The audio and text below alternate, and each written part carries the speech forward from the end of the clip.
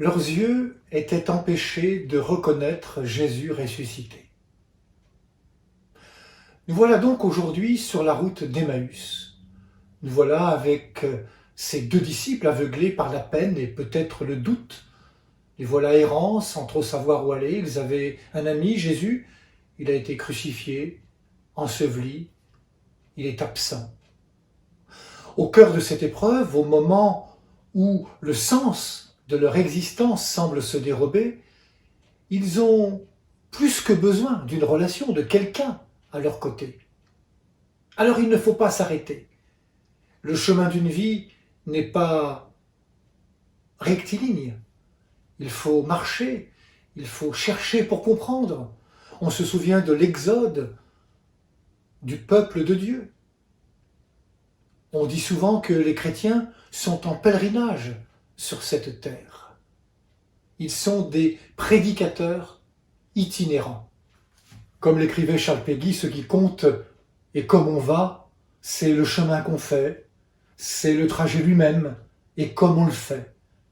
Ne sommes-nous pas en pèlerinage sur cette terre ? Alors nos deux disciples marchent et se parlent. Ils se remémorent les événements dont tout le monde parle à Jérusalem et dont ils souffrent. Et discrètement, Jésus se glisse habilement dans la conversation. Et tout son travail va être un travail de parole pour que nos deux, démobilisés de l'espérance, trouvent ou retrouvent la confiance et la foi.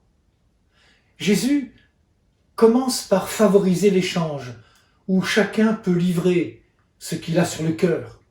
Puis vient le temps de l'approfondissement où il faut écouter cet autre qui est venu les rejoindre.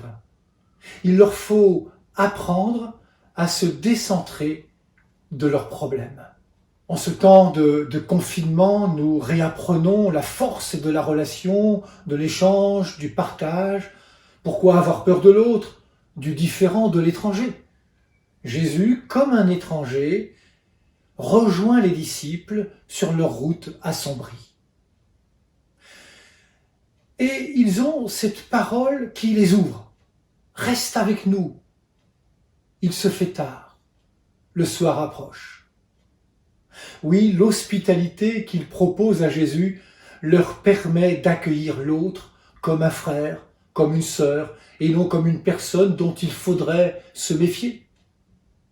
Et pour nourrir la relation, rien de tel que le partage du pain, le repas pris ensemble, donner à manger et toujours donner un peu de soi-même.